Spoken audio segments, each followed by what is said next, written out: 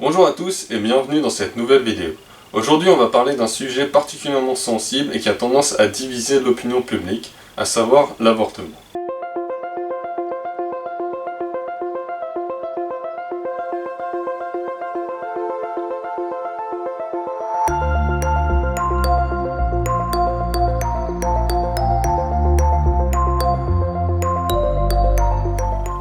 Alors j'en vois déjà qui vont venir avec leurs gros sabots et me dire « Ouais, de toute façon tu comprends rien, t'es que là pour juger les femmes qui ont eu recours à l'avortement, pourquoi est-ce qu'on devrait t'écouter ?» Alors que mon but dans cette vidéo n'est pas du tout de juger les femmes et de leur jeter des pierres, puisqu'elles sont autant des victimes que les enfants qui ont été avortés. Et jeter des pierres aux femmes qui ont eu recours à l'avortement ne fera pas avancer le schmilblick, ce qui a été fait est fait, et on ne peut pas revenir dessus. Par contre, je peux faire changer les choses et montrer à quel point l'avortement est quelque chose de moralement inacceptable. Pour justifier l'avortement, les pro-choix vont mettre l'accent sur la vie de la mère et dévaloriser, voire déshumaniser la vie de l'enfant qui est dans le ventre de sa mère. Et donc si la valeur de cet enfant est moindre, voire nulle, par rapport à celle de n'importe quel autre être humain, ce n'est pas si grave si on le tue. Or, on va voir que d'un point de vue biblique, scientifique et philosophique, cet enfant a autant de valeur que n'importe quel autre être humain, et donc le tuer est moralement inacceptable. Alors on va commencer par ce que dit la Bible, parce que c'est triste, mais certains chrétiens pensent que une interruption volontaire de grossesse, peu importe les raisons, est tout à fait acceptable, voire biblique, alors que la Bible nous enseigne justement l'opposé. La vie humaine est sacrée et on n'a pas le droit de tuer un être humain, et ce peu importe le stade de développement où se trouve cet être humain. D'abord, on voit dans la Bible, dans Genèse 1, versets 26 à 27, que l'humain est très différent du reste de la création, car il a été créé à l'image de Dieu. Et c'est ça qui lui confère sa valeur, et le fait qu'on ne puisse pas, qu'on n'ait pas le droit de tuer un être humain, comme c'est indiqué dans Genèse 9, verset 6, où il est écrit « Si quelqu'un verse le sang de l'homme, son sang sera versé par l'homme, car Dieu a fait l'homme à son image. » Et il existe plusieurs passages dans la Bible qui nous montrent que la valeur d'une vie humaine s'applique à n'importe quel être humain, peu importe son stade de développement. Alors il y a le passage d'Exode 21, versets 22 à 25, où vous avez la situation suivante. Deux hommes se battent, ils frappent une femme qui est enceinte, ce qui entraîne un accouchement précoce. Et donc vous avez deux possibilités. Soit il n'y a pas de conséquences malheureuses, et dans ce cas-là, les coupables doivent juste payer une amende. Par contre, s'il y a des conséquences malheureuses, il est écrit « et donneront vie pour vie, œil pour œil, dent pour dent, etc. » Et donc on voit dans ce passage que la vie de l'enfant a autant de valeur que celle de la mère, puisque si il y a des conséquences fâcheuses pour l'un ou l'autre, les coupables devront payer en conséquence. Et on sait que ce passage traite autant de l'enfant que de la mère, puisqu'il est spécifié que la femme était enceinte et que les coups qu'elle a reçus ont entraîné un accouchement. Ces éléments ne seraient pas nécessaires si la vie de l'enfant n'était pas considérée, puisque dans ce cas-là, on pourrait juste spécifier qu'une femme a été frappée et qu'elle a subi différentes conséquences. Ce passage implique que l'enfant a dépassé un certain stade de développement, puisque la mère est clairement enceinte. Or, lors des premières semaines de grossesse, il est difficile de distinguer une femme enceinte d'une femme qui n'est pas enceinte. Et donc ce passage ne s'adresse peut-être pas aux femmes qui se trouvent dans leur première semaine de grossesse. Mais il existe des passages dans la Bible qui indiquent qu'un enfant, même dans les stades les plus précoces, a autant de valeur que n'importe quel autre être vivant. Un de ces passages est Psaume 139, versets 13 à 16. Il s'agit d'un psaume de David. Au verset 13, il est indiqué que Dieu a tissé David dans le ventre de sa mère. Et au verset 16, David déclare « Je n'étais encore qu'une masse informe, mais tes yeux me voyaient. » Et donc, on voit dans ce passage que Dieu est impliqué directement dans la formation des bébés, et en plus, même dans les tout premiers stades de développement de l'embryon, puisque David parle de masse informe, Dieu nous considère déjà et nous voit. Un autre passage qui va dans le même sens est Jérémie 1, verset 5, où Dieu dit à Jérémie « Avant de te former dans le ventre de ta mère, je te connaissais. » Et donc là, on voit pareil que Dieu est impliqué dans la formation de Jérémie et qu'il le connaissait déjà même avant qu'il ne soit formé et qu'il n'existe dans le ventre de sa mère.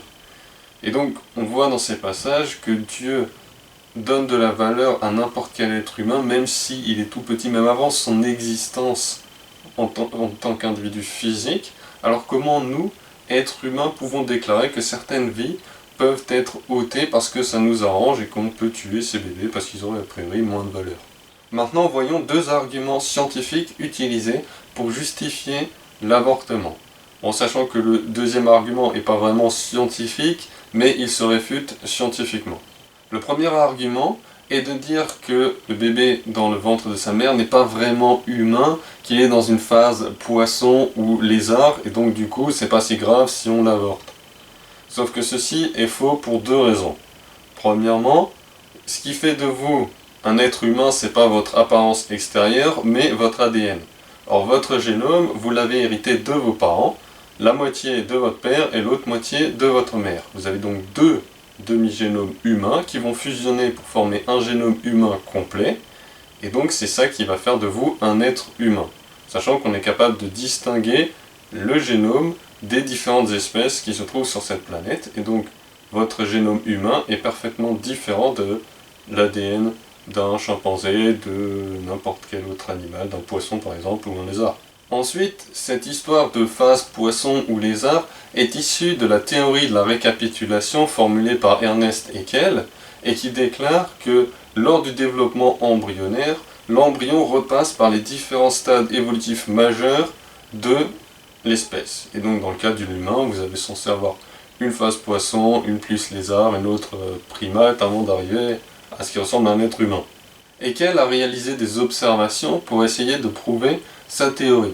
Soi-disant, il l'aurait prouvé, sauf qu'en fait, on sait que ces résultats sont faux, parce que lui-même a avoué avoir trafiqué les résultats pour obtenir les résultats qu'il voulait. Or, les résultats d'Haeckel sont toujours encore présents dans de nombreux livres de cours et toujours enseignés comme si c'était une réalité, alors qu'il n'y a aucune preuve scientifique de la validité de cette théorie scientifique. Alors il y en a qui affirment que l'embryon ressemble à un poisson à un certain stade de son développement parce qu'il posséderait des fentes branchiales.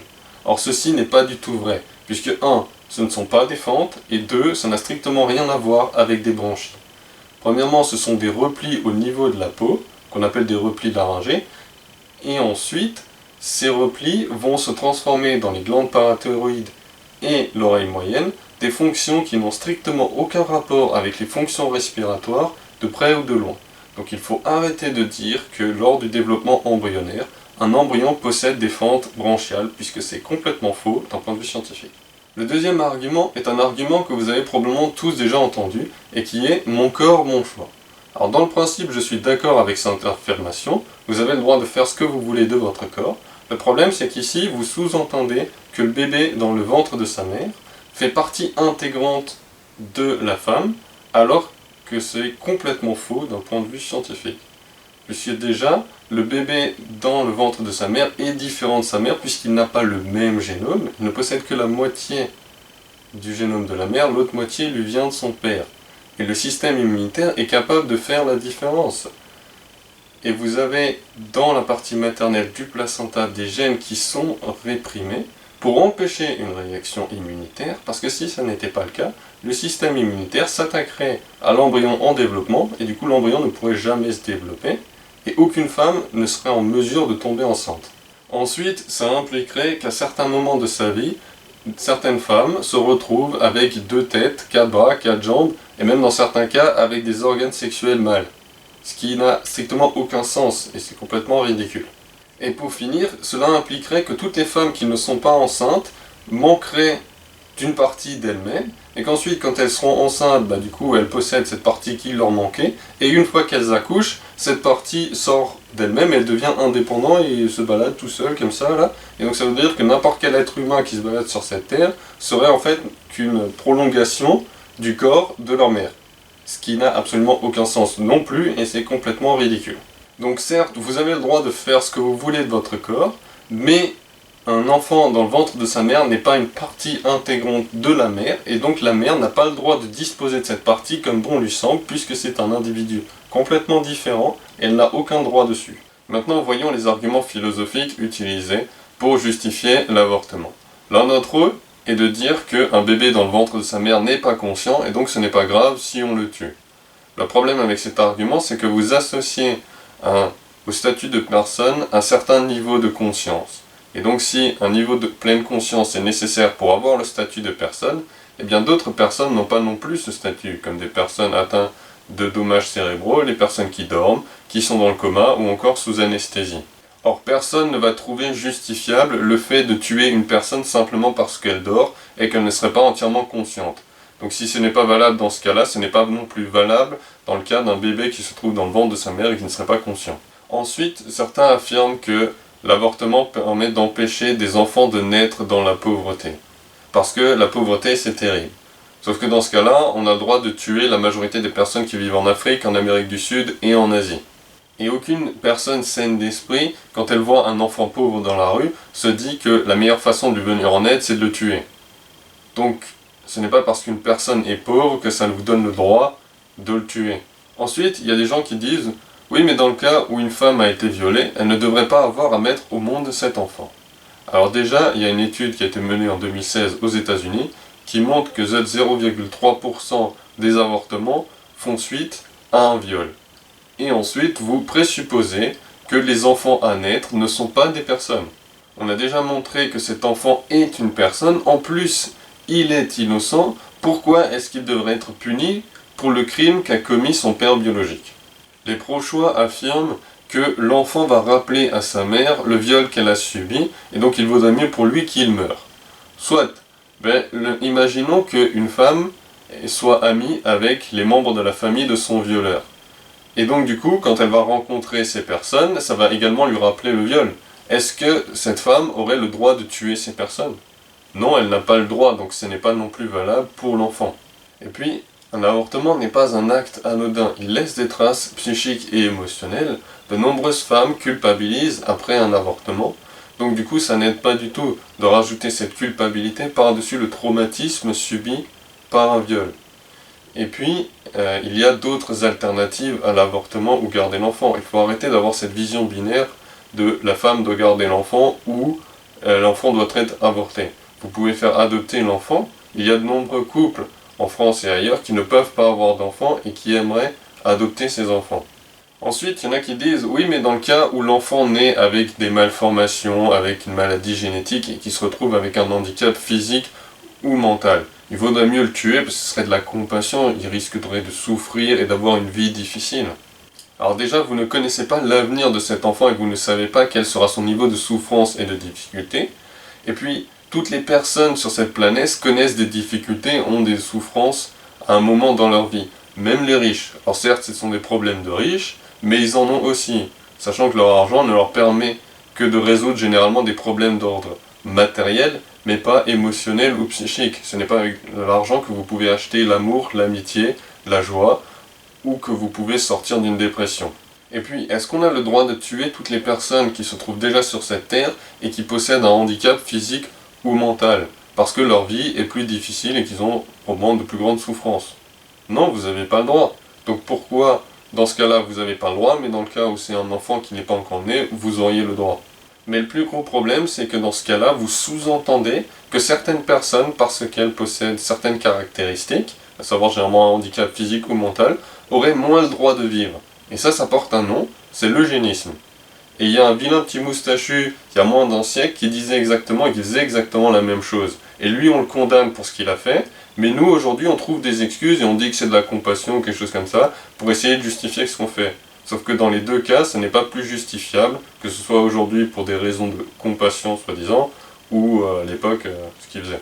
Enfin, il y a des gens qui disent « Ouais, mais dans le cas où la vie de la mère et de l'enfant sont menacées, il serait bien de pouvoir arrêter la grossesse, parce que dans un cas, si on ne fait rien, vous avez deux personnes qui meurent, et dans l'autre, si on a recours à l'avortement, on peut sauver la vie au moins d'une personne, à savoir la mère. » Et puis, il y a des spécialistes qui affirment que ce genre de situation où vous devez avorter un bébé pour sauver la vie de la mère n'existe plus, surtout dans le cas de grossesse plutôt avancée, où vous pouvez déclencher un accouchement ou avoir recours à une césarienne pour sauver la vie des deux individus, puisque avec les avancées médicales, on a pu repousser la limite de viabilité d'un prématuré. En description, je mets le lien d'un article qui parle d'un enfant prématuré de 23 semaines qui a pu être sauvé. Je vais prendre l'exemple des grossesses extra-utérines pour montrer que cette situation n'est pas aussi tranchée, à savoir soit on ne fait rien et les deux meurent, soit on a recours à l'avortement et on peut au moins sauver la vie de la mère. Déjà, il est très rare pour une femme de mourir d'une grossesse extra-utérine. Dans une étude menée aux États-Unis entre 2011 et 2013, il a été noté que seuls 2,7% des femmes sont mortes suite à une grossesse extra-utérine. Ensuite, il n'est pas toujours nécessaire d'avoir recours à une intervention chirurgicale ou médicale pour résoudre le problème. Dans de nombreux cas, vous avez des avortements spontanés et l'enfant meurt tout seul de cause naturelle et donc vous n'avez pas besoin de le tuer. Ensuite, il n'est pas toujours vrai qu'un bébé meurt lors d'une grossesse extra-utérine. C'est relativement rare mais pas impossible qu'un bébé survive à une grossesse extra-utérine. Il y a une étude qui a compilé 38 cas de grossesse extra-utérine où le bébé a survécu. Je mets le lien de l'étude dans la description. Et enfin, il est possible de transplanter un embryon qui s'est implanté au mauvais endroit pour l'implanter dans l'utérus. Cet exploit a été réalisé pour la première fois en 1915 et le bébé est né à terme le 2 mai 1916. Et cet exploit a été réitéré en 1980. Et donc s'il était possible de le faire en 1915, vu les avancées médicales aujourd'hui, il est peu probable qu'on ne puisse pas le refaire actuellement. Et donc, un avortement n'est pas forcément indispensable dans ce genre de situation.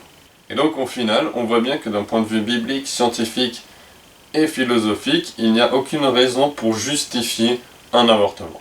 Pour finir, il existe des associations en France qui sont là pour aider les femmes enceintes, pour les écouter et les conseiller. Il s'agit d'SOS Femmes Enceintes et SOS Maman. Je vais mettre leurs coordonnées dans la description de la vidéo pour toutes celles qui en auraient besoin.